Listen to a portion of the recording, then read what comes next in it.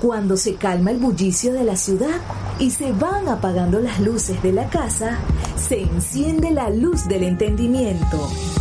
Desde este momento comienza Puerto de Libros, Librería Radiofónica, programa que contiene todos sus elementos tipo A. Puede ser escuchado por niños, niñas y adolescentes sin la supervisión de padres, madres o representantes.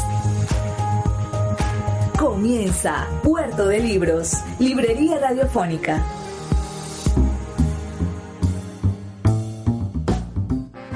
Bienvenidos a Puerto de Libros, Librería Radiofónica. Les habla Luis Peroso Cervantes, quien de lunes a viernes, de 9 a 10 de la noche, nos acompaña en este espacio a través de la Red Nacional de Emisoras Radio Fe y Alegría. 21 emisoras conectadas para llegar a sus hogares con libros, con ideas, con esas armas, y me perdonan que utilicen la idea del arma, ¿no?, que es violenta, pero también nos sirve para defendernos. Cuando toquen a su puerta las señoras del Consejo Comunal con las mentiras de los políticos, bueno, usted le dice, yo tengo un libro con que defenderme.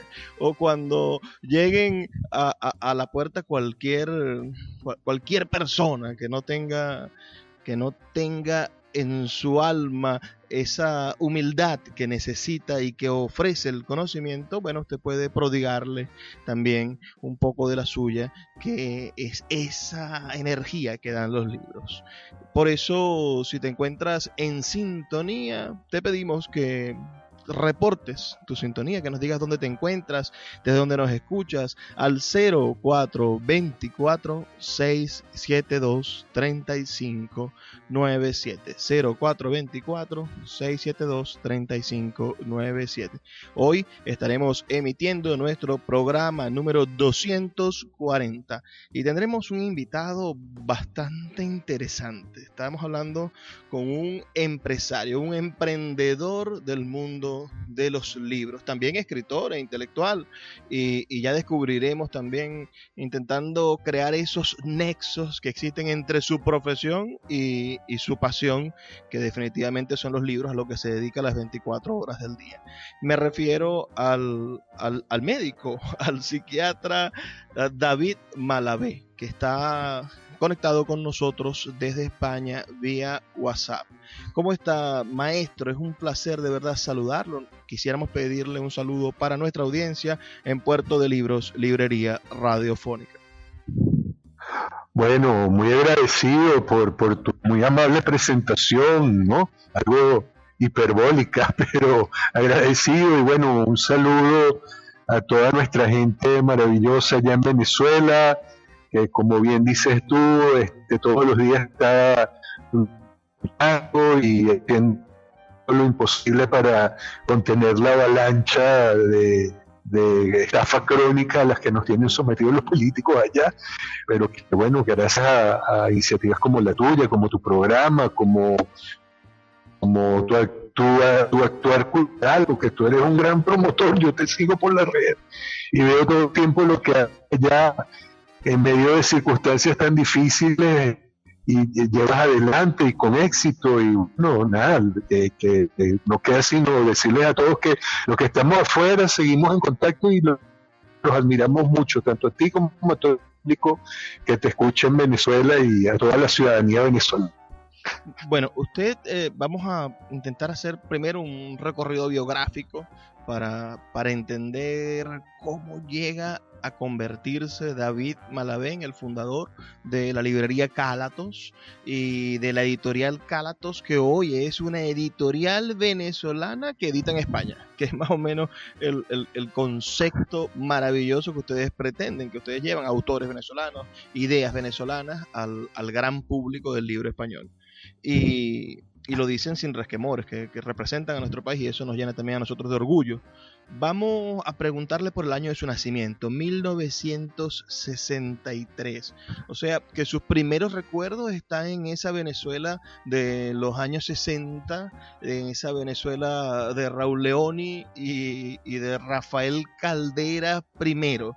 cuéntenos cuáles son sus primeros recuerdos del país, esa prefiguración cuando usted se dio cuenta que existía una bandera o que existía una nación o que estaba más allá de las fronteras domésticas. Bueno, ¿qué te puedo decir? Esa es una Venezuela que uno añora tanto, que extraña tanto, ¿no? Un país realmente entusiasta, muy volcado a formarse para el futuro, un país que tenía mucha confianza en sí mismo, que pensaba que lo que vendría a futuro sería cierto. Y todavía no había en los 60 esa inundación de dólares que luego yo creo que empezó a pervertir todo, pero era un país con una vocación modernista tremenda, ¿no? Y yo recuerdo una Caracas que cuando yo fui a los primeros viajes con mis padres a Estados Unidos o fuera del país, Argentina, uno pensaba en Caracas como una ciudad moderna, en Maracaibo también como ciudades modernas que no tenían nada que envidiarle a las otras capitales del mundo, ¿no? Y bueno, eso te hablaba de que había una fe muy grande en lo que estaban haciendo nuestros mayores y que íbamos por un camino que jamás nos imaginamos que iba a ser tan torcido después. Al mismo tiempo, junto a esa visión o sensación de que éramos una nación volcada a la modernidad, también tengo recuerdos muy hermosos de una Venezuela rural y campestre y con una naturaleza todavía muy virgen, ¿no?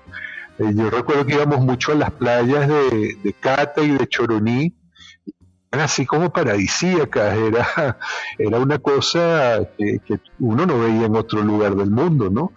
Y los parques alrededor de Caracas, el Ávila, la naturaleza, los paseos que hacíamos al llano o al interior de Venezuela eran realmente maravillosos, porque, bueno, sí, había pobreza. Yo recuerdo que efectivamente había mucha pobreza. Me acuerdo cuando fuimos al estado donde yo nací, el estado Trujillo, que mi papá médico, como yo también médico, nos mostraba muchas veces las barrigas hinchadas de los niños, ¿no? Lo que llamaban los tripones. En Margarita recuerdo mucho eso, de ver a los niños con ropita, con calzado muy humilde y las barrigas de las parasitosis, ¿no? Tripones por las parasitosis que avientan y por inflan así el abdomen por la inflamación. Y recuerdo todas esas cosas, pero también recuerdo que era una Venezuela muy sana, que si bien había la pobreza que te comento, no había esa violencia ni teníamos esa cosa tan terrible de las últimas décadas de los asaltos o los robos o este tipo de situaciones, ¿no? Mucho menos se pensaba en esa cantidad de asesinatos o de secuestros o de cosas que ahora vemos. Así que te digo que en general era un balance muy positivo el de Venezuela, ¿no? Una Venezuela de verdad que se estaba construyendo, que estaba luchando mucho, que sí es verdad que no todo el mundo estaba, digamos, incluido, no todo el mundo participaba de los beneficios del progreso. Había un optimismo de que se iba a lograr que toda la población entrara en el sistema educativo, en el sistema de salud, en el sistema de conseguir un empleo estable, ¿no? De mejorar. Sobre todo había una fe muy grande en que uno con esfuerzo podía mejorar y que valía la pena esforzarse y estudiar y trabajar. Eso es algo que yo recuerdo mucho de esos años 60, 70, ¿no? Claro. Después sí. Dime, tú dime. Le iba a preguntar por su hallazgo del libro, entonces, en el medio de esa Venezuela que le ofrecía un contraste maravilloso y lleno de esperanza, y que imagino que en la casa de su padre, como profesional, como médico, aprovecharon ese crecimiento del país. Me gustaría saber cómo consigue David Malaver los libros, cómo llegan a su mano y cómo se empieza a apasionar con ellos. Bueno, yo tenía unos abuelos muy lectores, mi mamá, mi papá también eran personas que leían mucho, nos inculcaban el amor y el valor por la lectura, por los libros. Pasamos mucho tiempo, como mis padres eran médicos y trabajaban todo el día, pasamos mucho tiempo con los abuelos que tenían una pasión muy grande por la lectura. Y tenía una prima mayor que nosotros, que ya ella se encaminaba al estudio de la literatura, y bueno, me contaba de lo que ella estudiaba, ¿no? Yo todavía era un muchacho y ella ya estaba empezando la universidad y nos iba comentando lo que ella estudiaba en la escuela de letras. Y con eso y con el gusto que tenían mis abuelos y mis padres por los libros, bueno, uno empezó a leer y bueno, un mundo maravilloso que se te descubría. ¿Qué primeros increíble, libros? Porque además, oye, mira, me acordé ahorita y me hiciste recordar a esta prima tan querida, lamentablemente fallecida. Ella me regaló unos libros infantiles que se llamaban Naricita, la colección de Naricita y las aventuras de Naricita, ¿no? Que eran una traducción al español de unos libros hechos por un autor brasileño, un autor para niños que se llamaba Monteiro Lobato. Eran 24 libros de niños. Y bueno, eran maravillosos porque transcurrían así en el campo en Brasil. También esa época de los 60 en Brasil también transcurría yo creo que todavía con mayor optimismo y mayor esperanza en la modernidad que nosotros. Ellos hacían de eso, digamos, una ideología nacional. Y bueno, me leí todos esos libros, eso me llevó a otros, a los libros de aventuras de Tom Sawyer, de Huckleberry Finn, de La Isla del Tesoro, bueno, los libros de Emilio Salgari, todas esas maravillas de aventuras que uno lee entre la niñez y la adolescencia y que te abren el amor por la literatura y te hacen entender que mientras estés leyendo y tengas buenos libros cerca de ti, nunca vas a estar solo, ¿no? Siempre vas a tener entretenimiento y en qué ocupar la mente y siempre una oportunidad para descubrir nuevos horizontes, ¿no? Y ya de allí también tuve muchas suerte, fíjate, en esa época, ya que hablamos de un país que estaba muy volcado a la modernidad, también tuve mucha suerte en el colegio de tener muy buenos profesores de castellano y literatura. Y eso fue gente que le inculcó a uno mucho amor por la literatura y por la lectura.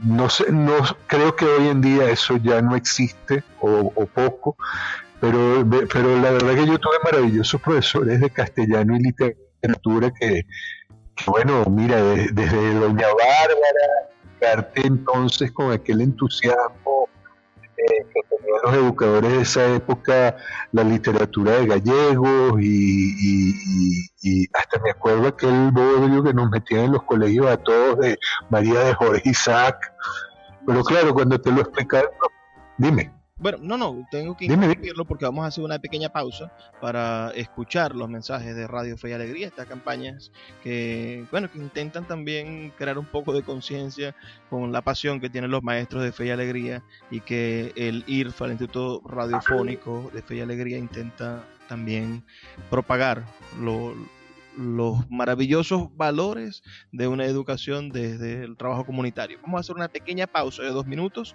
y ya volvemos con más de Puerto de Libros, Librería Radiofónica. Síguenos en @Librería Radio.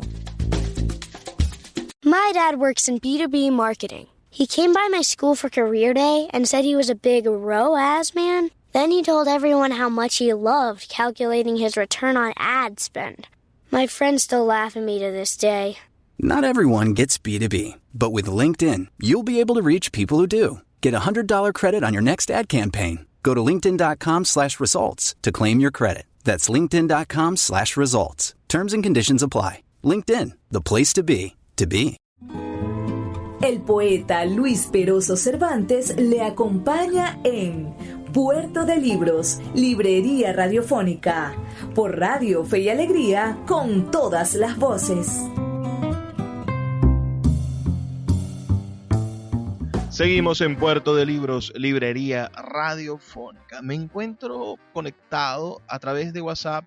Quizá por eso ustedes escuchen de vez en cuando alguna interferencia en la voz de nuestro invitado, pero espero que la perdonen. Así que pueden enviarnos un mensajito de texto reportando su sintonía al 0424-672-3597 o a nuestras redes sociales, @librería radio en Twitter y en Instagram. David Alejandro Malavé es médico, psiquiatra, especializado en psicoanálisis, que devino desde el año 2006 en un promotor cultural importante para la ciudad de Caracas, creando junto a su esposa la librería Cálatos, que fue durante 10, 12 años, antes de que apareciese el lugar común, creo yo, el principal referente de una oferta cultural, literaria, desde la empresa privada,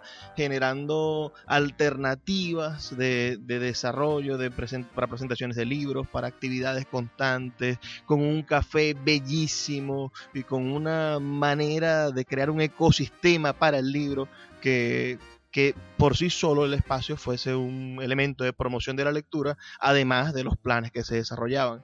Al lado de la iniciativa del señor Malavé está otra iniciativa maravillosa como la librería El Buscón de Catina Enríquez, y creo que son los dos ejemplos de librerías perfectas de Venezuela, esas librerías que quisiéramos replicar en cada una de las ciudades y que debería ser una oferta constante y y finalmente termina constituyendo a los países como países lectores, porque son los espacios que invitan a leer y a comprar.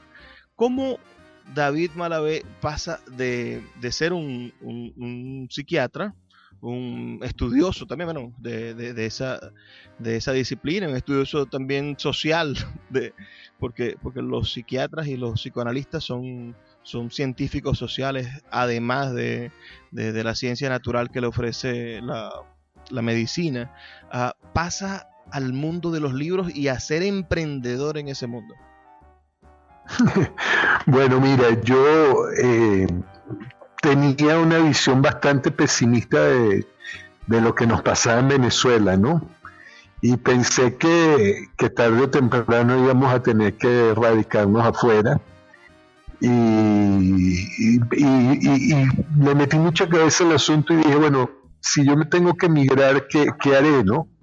Porque no es fácil, digamos, revalidar los estudios médicos fuera del país. Y una de las cosas que pensé es, bueno, mi pasión es después de la medicina, o incluso mayor que la medicina, ha sido siempre la literatura, ¿no?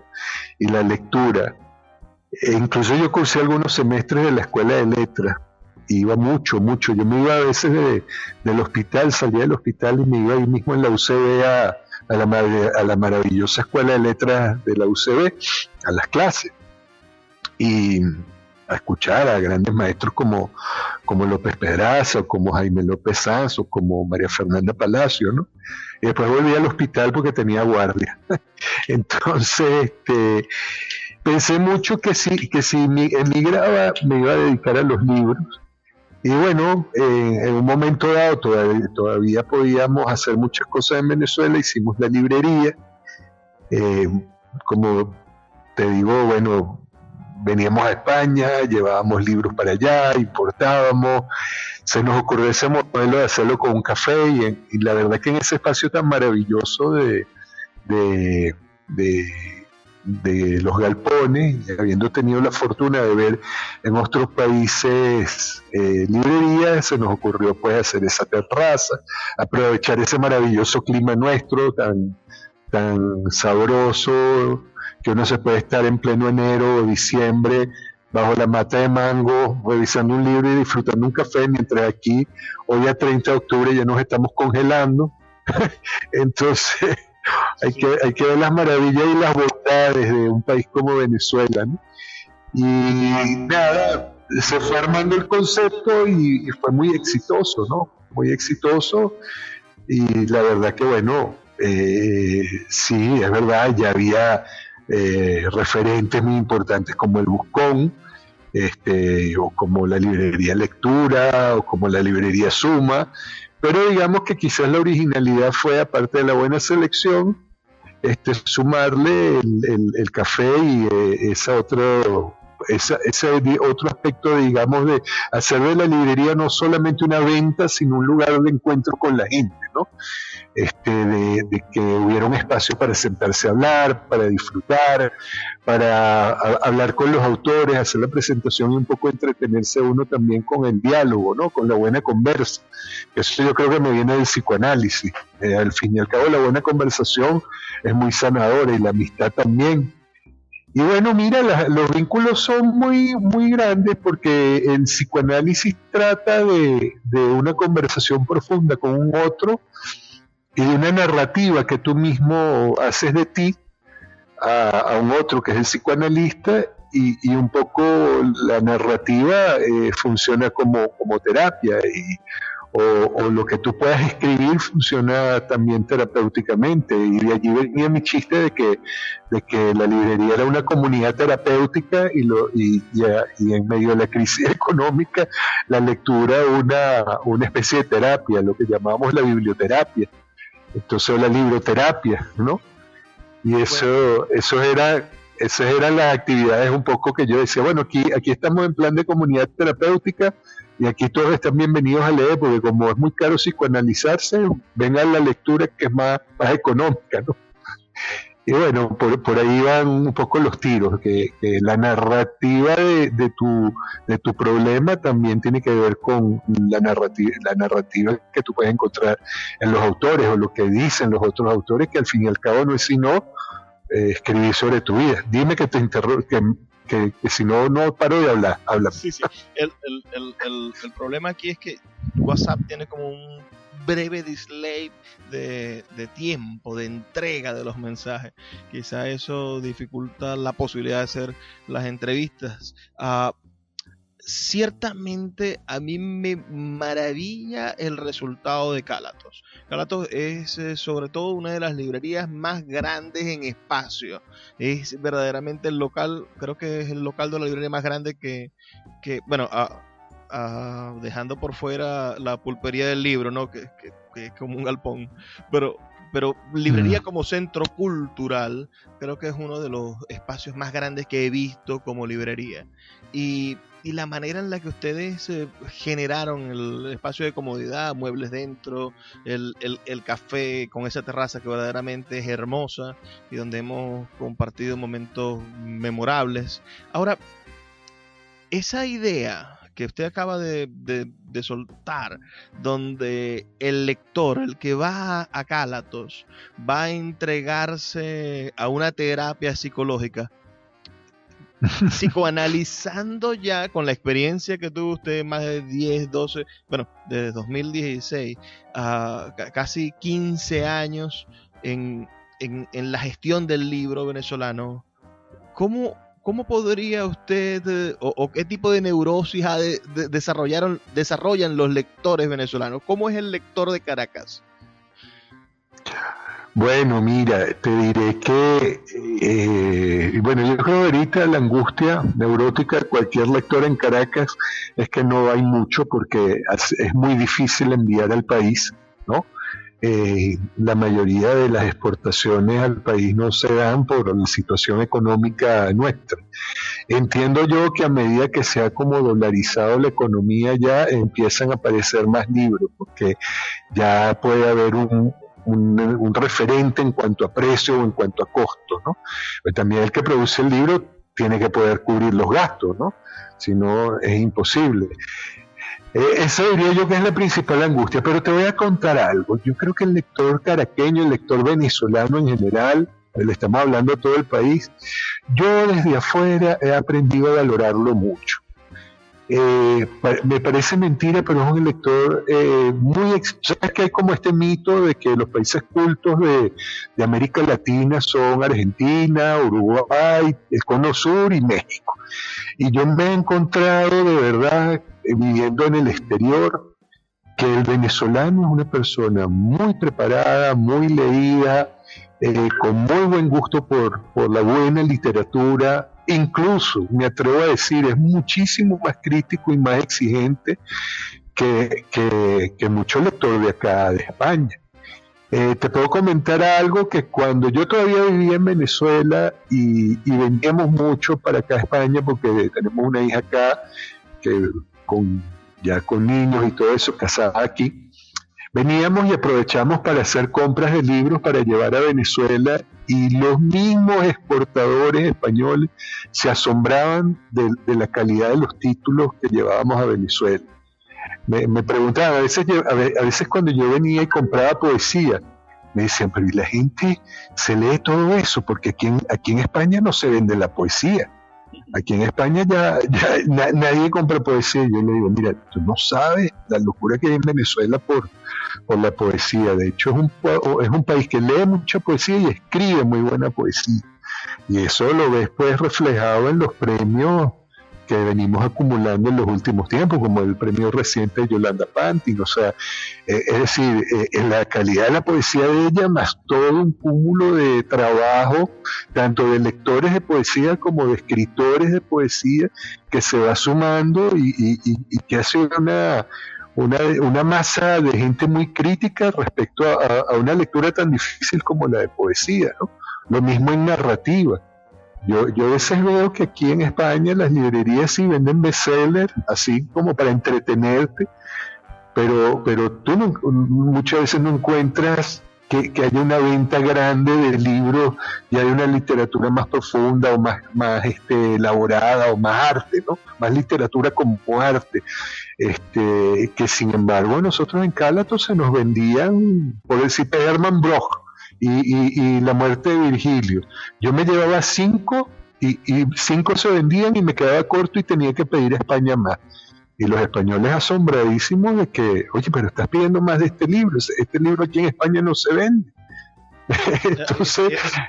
Esa es una muy buena noticia, me parece espectacular ese aporte que tú nos estás dando. Vamos a hacer otra pausa y bueno, siempre estamos haciendo estas pausas maravillosas para poder escuchar los mensajes de fe y alegría. Ustedes pueden aprovechar este tiempo, los que nos escuchen, para escribirnos un mensaje de texto con sus opiniones al 0424-672-3597 o a nuestras redes sociales @librería radio en Twitter y en Instagram. A la vuelta vamos a intentar sacarle algunos secretos al señor David Malavé sobre el mundo del libro y el éxito que ha tenido Cálatos y Cálatos. Escuchas Puerto de Libros con el poeta Luis Peroso Cervantes. Síguenos en Twitter e Instagram como @librería radio. Summer is supposed to be an opportunity to slow down, but when you look at your kids, you can't help but notice that your kids are growing up fast. Help them build independence as they grow with Greenlight. Greenlight is a debit card and money app for families, where parents can keep an eye on kids' money habits while kids learn how to save, invest, and spend wisely. It's the easy, convenient way to raise financially smart kids. Get your first month free when you sign up at greenlight.com/Spotify. El poeta Luis Peroso Cervantes le acompaña en Puerto de Libros, Librería Radiofónica, por Radio Fe y Alegría, con todas las voces. Seguimos en Puerto de Libros, Librería Radiofónica. Me encuentro en línea con el editor y médico y autor también, David Alejandro Malavé, fundador junto a su esposa Artemis Nader de la librería Cálatos y también de la editorial Cálatos. Esta editorial Cálatos, ¿cómo una librería? ¿Cómo se le ocurre? Bueno, parece lógico, pero en Venezuela no es común. ¿cómo se le ocurre a un librero, a un empresario de librería, a un vendedor de libros, sobre todo, y ahora con este comentario suyo, que traían bastantes libros, títulos internacionales, dando la oportunidad de, aprovechando el bloqueo que tenía el gobierno frente a las grandes distribuidoras, hacían ustedes su propio elemento de distribución y así conseguían ofrecerle a sus lectores títulos renovados, nuevos, todo el tiempo en sus estantes? ¿Cómo se le ocurre crear la editorial? ¿Por qué? ¿De dónde nace esa necesidad? Y si funcionó, yo creo que sí, pero cuéntenos esa historia de éxito. Bueno, éxito relativo, vamos a ver todavía, porque estamos, digamos, aquí nada es fácil. Estas son economías muy maduras, muy complejas, donde entrar no es nada fácil y tienes que competir como contra miles de libros. Y por otro lado, ahorita, bueno, en este momento de la pandemia, quizás el año pasado no te hubiera dicho eso, pero este año con lo de la pandemia está todo muy difícil. Pero bueno, mira, te explico lo positivo, pues. Yo cuando venía mucho a España, antes de imaginarme que iba a vivir acá, observaba que había una carencia de títulos venezolanos. Yo no veía libros de autores venezolanos en oferta en España, ¿no? Y venía como estudiando la cosa. Pues mi esposa a veces dice que yo pues tenía más olfato comercial que olfato clínico, pero veníamos observando. Era importante, sobre todo en las circunstancias tan aisladas de nuestro país y sometido a tanto sufrimiento político y psicológico como está en nuestro país, nos parecía importante que de repente aquí se empezara a editar libros que no solamente mostraran las maravillas de lo que se hizo en poesía y en narrativa en Venezuela, sino también un poco ir construyendo una plataforma para poder eventualmente hablar sobre la tragedia de Venezuela, ¿no? Y con esa idea hicimos la editorial aquí y así la pude vender yo aquí al gremio de editores y nos abrieron una puertita para entrar, ¿no? Eso, y en parte también, bueno, que yo siempre fui muy buen cliente, le dejé aquí todas mis cuentas muy bien pagaditas, pero bueno, argumentando muy bien las cosas logramos entrar, porque no creas, este es un mercado muy cerrado, no es fácil. Argentina y México tuvieron la viveza de hacer acuerdos gobierno a gobierno y fueron en su momento, bueno, claro, Argentina y México ya tenían una industria editorial muy desarrollada y en su momento negociaron la entrada en España, pero ya como tratados de comercio entre los gobiernos de España y de estos países, ¿no? A nosotros nos tocó todo muy difícil, sin ninguna ayuda institucional, pero mira, yo no sé, yo cuando me meto algo en la cabeza puedo hablar por horas, ¿no? Y yo creo que los vuelvo tan locos que al final me dicen, bueno, David, mira, toma, aquí está. Cálatos tiene una hermosísima colección de poesía, me parece una de las mejores concebidas. ¿Cómo se crea la estética de Cálatos? Que tiene un tipo de papel, por lo menos los libros que se editaron aquí en Venezuela, que es los que más conozco, no conozco lamentablemente los más recientes, pero ¿cómo nace esa estética minimalista? ¿Cómo nace esa idea de un libro que a mí me pareciese que estuviese viendo el libro una pieza de arquitectura y estuviese frente a la arquitectura moderna, frente a la arquitectura que resalta las paredes en gris, que resalta las escaleras de piedra rústica, pero que comunican hermosura, belleza, y es lo que me presenta un libro de Cálatos de poesía. Por ejemplo, lo veo en un color plano, lo siento con una letra que resalta al tono del papel y que hace que el poema se comunique directo con el lector. ¿Cómo nació esa idea editorial, ese concepto? ¿Desde cuándo estuvo en la mente de David Malavé o quién lo ayudó a gestarlo? Bueno, te voy a ser honestísimo. honestísimo. En toda la estética de la librería y de la colección de libros, tanto de Venezuela como de aquí de España, la que está detrás del aspecto estético es mi esposa, es Artemis Nader. Ella, bueno, tú la conoces y has hablado con ella y todo esto, y ella es una mujer de un gusto exquisito, pues. Ella tiene otros defectos, pero el gusto es exquisito. Entonces, y bueno, y luego cuando tú te sientas, que después te da otros dolores de cabeza, cuando te sientas con los diseñadores, con quienes te diseñan los libros, te hacen maravillas, ¿no? La cosa es que después eso sea viable. Porque después vas aprendiendo que a nivel comercial hay otras cosas que de repente desde el punto de vista estético son muy, muy bien vistas, pero desde el punto de vista de la cruda realidad del mercado y de los reales del Big Metal no funcionan tan bien. Fíjate, Venezuela, hablando de las cosas buenas nuestras, ¿no? Que me da pie esta pregunta tuya para decirte esto. Venezuela es un país que tiene un gusto por las ediciones hermosas, realmente fuera de lo común. Aquí en España yo he visto que los libros nuestros asombran en el sentido de su estética.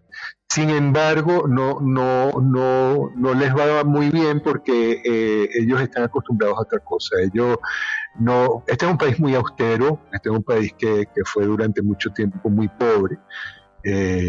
Bueno, a raíz de la guerra civil, a raíz de que aquí no hay petróleo, a raíz de un montón de circunstancias históricas y tal. Y aquí la gente va a cosas muy prácticas y muy fáciles. El libro así objeto, con un gusto estético y todo un trabajo estético detrás, no es lo que a ellos más les interese, ¿no? Pero son mucho más conservadores, más tradicionales en su forma de hacer el libro. Pero bueno, mira, para que veas que nosotros teníamos mucho que ofrecer y que hacer. Y hay producciones editoriales maravillosas. Y aquí, bueno, la colección la hemos adaptado un poco más. Hemos hecho otro formato para la colección de poesía. Voy a hablar con José Ramón a ver si te puede hacer llegar alguno. José Ramón es el distribuidor, él es el héroe que mantiene allá abierta la librería, ¿no? La librería Cálatos. Tú lo debes conocer, el distribuidor de Dicven. Sí, lo conozco, amigo, y me debe una entrevista porque creo que es otra de esas personas que es un engranaje fundamental para entender cómo funciona el mundo del libro en Venezuela, cómo funcionó antes y cómo va a seguir funcionando a pesar de la crisis. No, mira, para mí José Ramón, te digo, entrevístalo porque él es un baluarte, él deberían darle un premio de Venezuela por mantener la librería abierta, funcionante y mantener la distribución de libros en el país tal como está. Pues él de verdad es un tipo que es un ejemplo, yo creo que para todos, porque es un trabajador incansable, es un tipo que nunca deja de trabajar. Pero fíjate, yo voy a hablar con él a ver si él te puede hacer llegar alguno de los libros de la colección de aquí de España. Pero dime. Le iba a preguntar exactamente por eso, ¿cómo ha funcionado la nueva colección?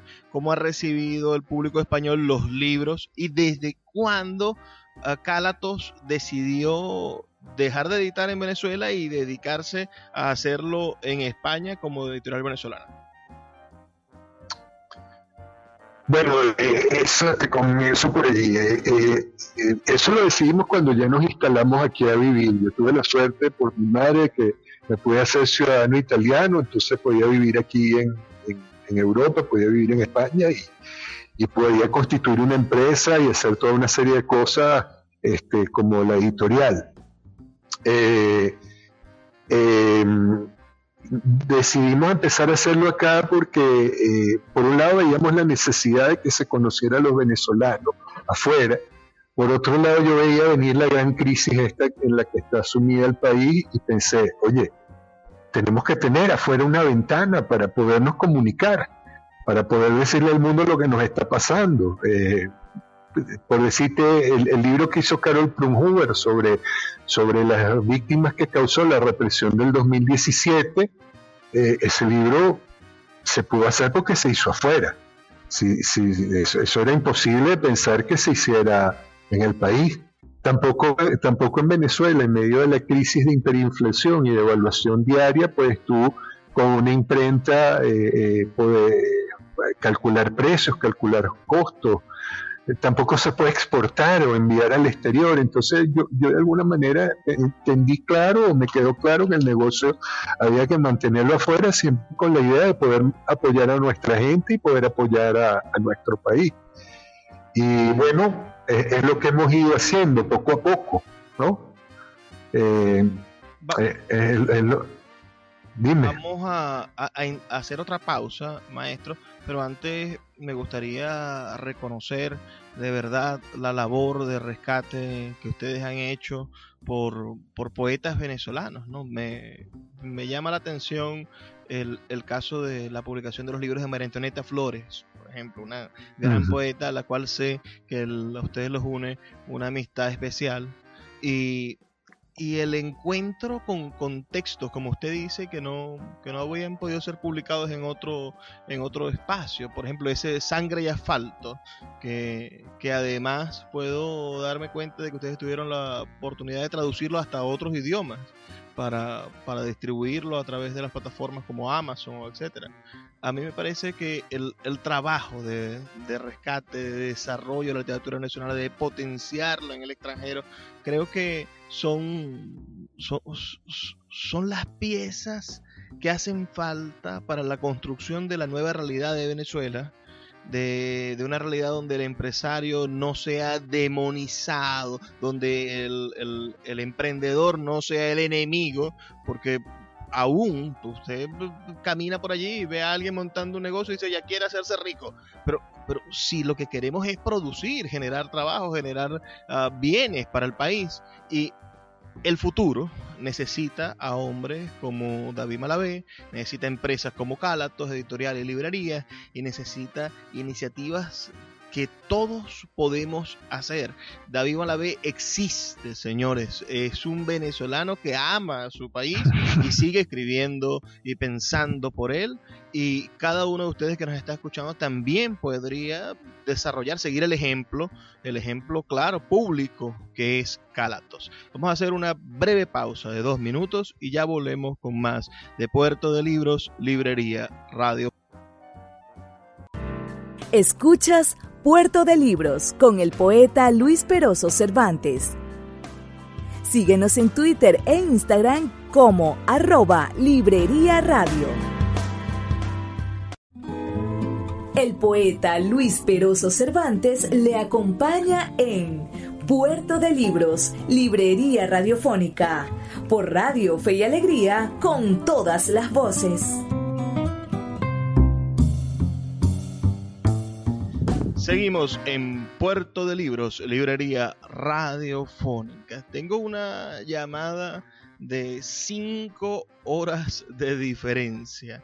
Ahora allá en España es la noche, la madrugada. Imagínense que estamos escuchando este programa a las 9 de la noche, son 5 horas más.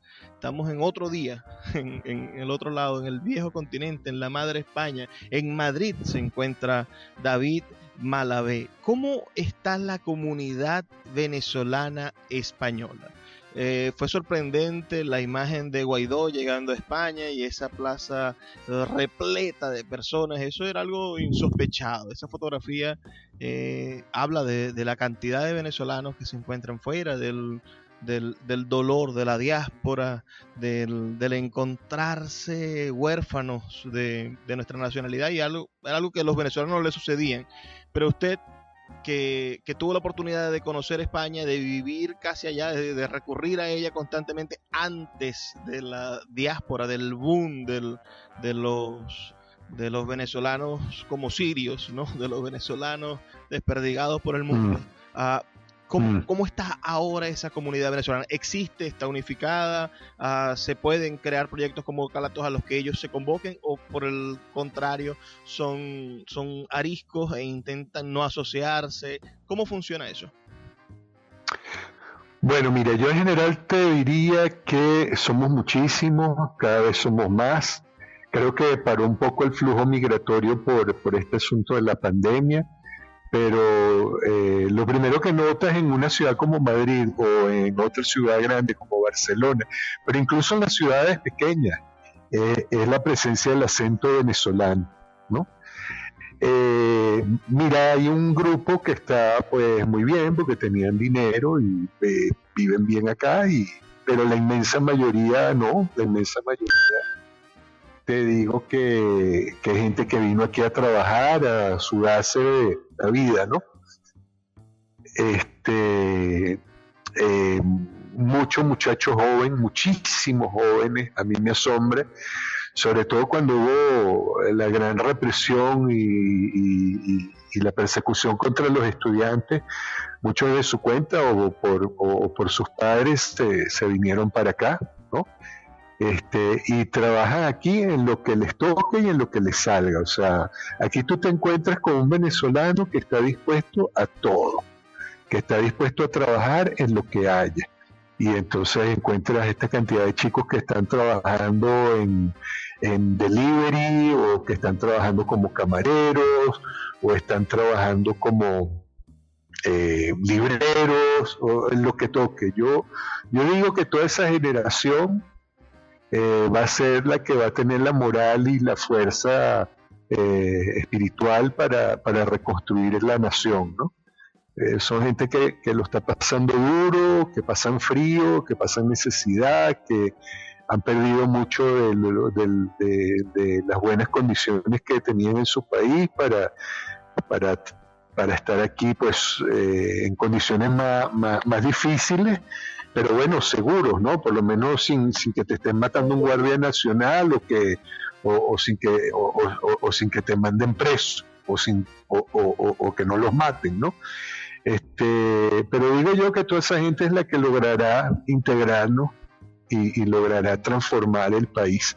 Yo tengo fe en eso. Me gustaría preguntarle, como psiquiatra y como lector y como hombre de los libros, vienen procesos de cambio general, ¿no? La pandemia tiene que cambiar maneras de pensar y de hacer al ser humano, pero en Venezuela particularmente vivimos en una crisis anterior a la pandemia y este fenómeno de 5 millones, casi 6 millones, otros dicen que ya pasamos los 6 millones de personas fuera del país, crean una visión de la venezolanidad diferente, pero recordemos que dentro del país todavía estamos, cerca de 20 millones de personas.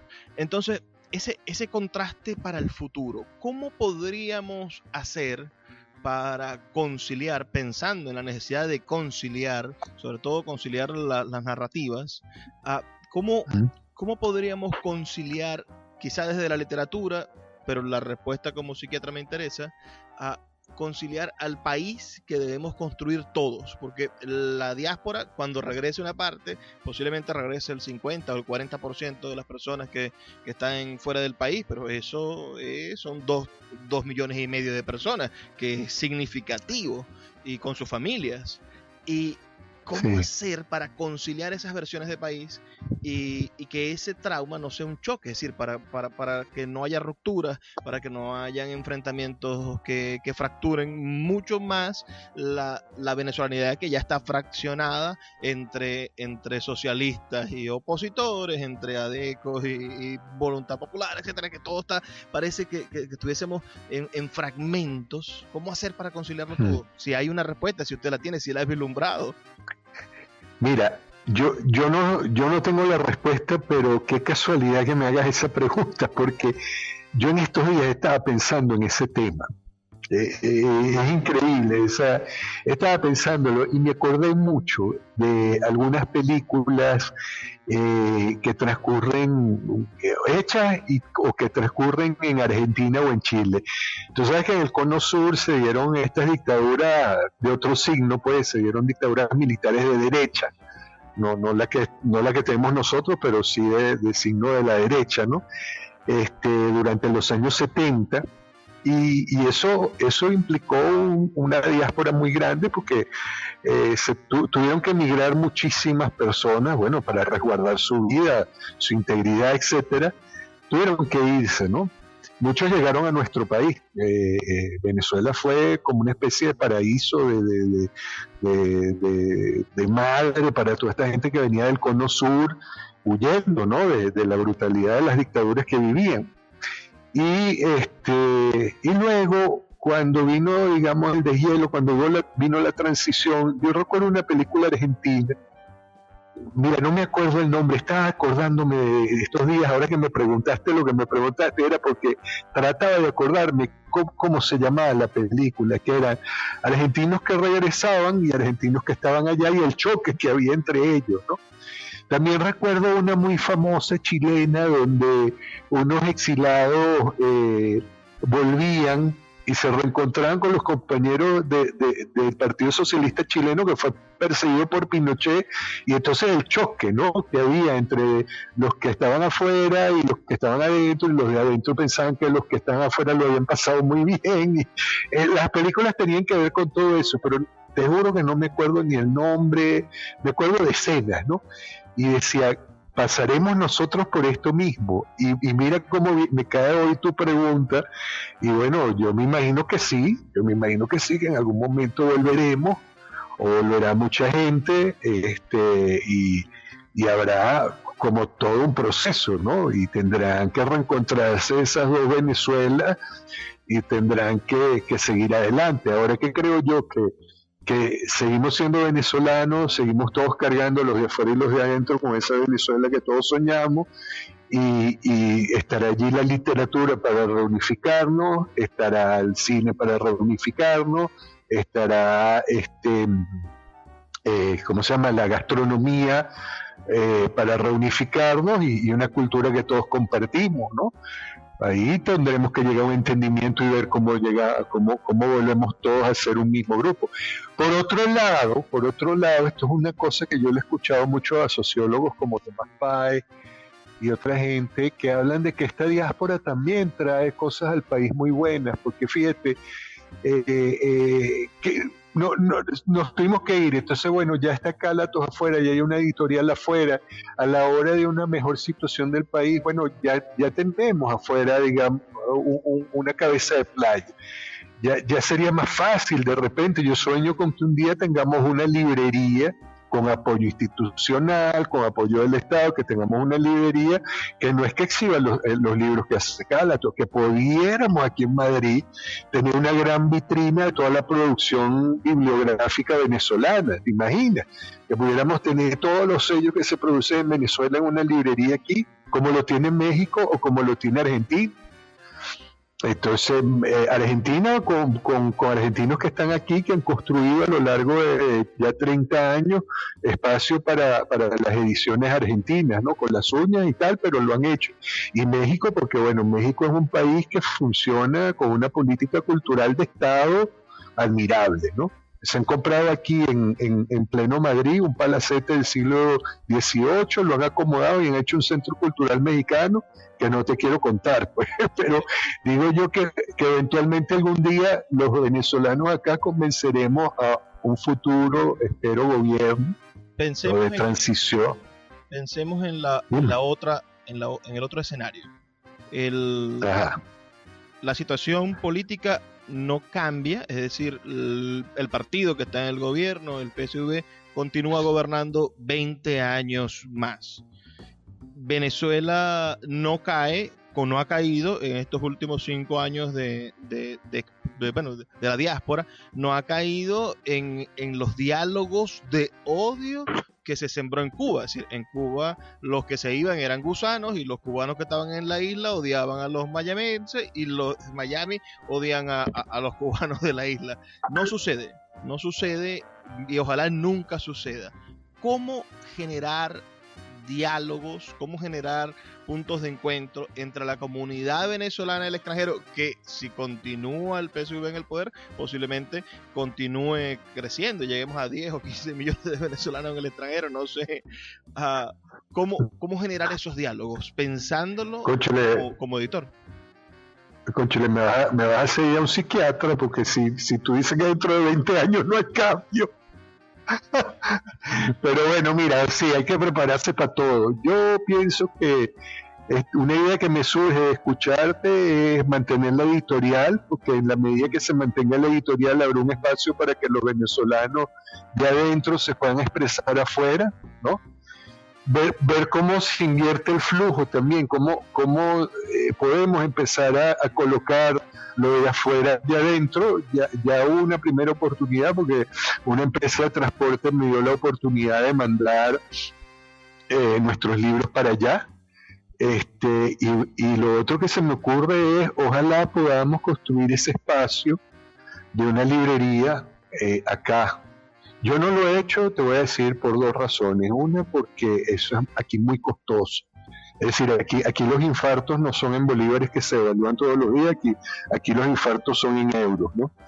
Y dos, porque, oye, yo comencé Cálatos y, bueno, tenía una edad, tenía una fuerza, una cosa, pero ya aquí después de la editorial y con lo que tengo que trabajar con la editorial, ya no me queda tiempo para pensar en una librería, pero bueno, digo yo que esa puede ser una manera, porque se convertiría en una vitrina de todo lo que se produce en Venezuela. Yo creo que el peor error, mira, fíjate, más allá de las soluciones que se me ocurren, hay una cosa muy importante en tu pregunta.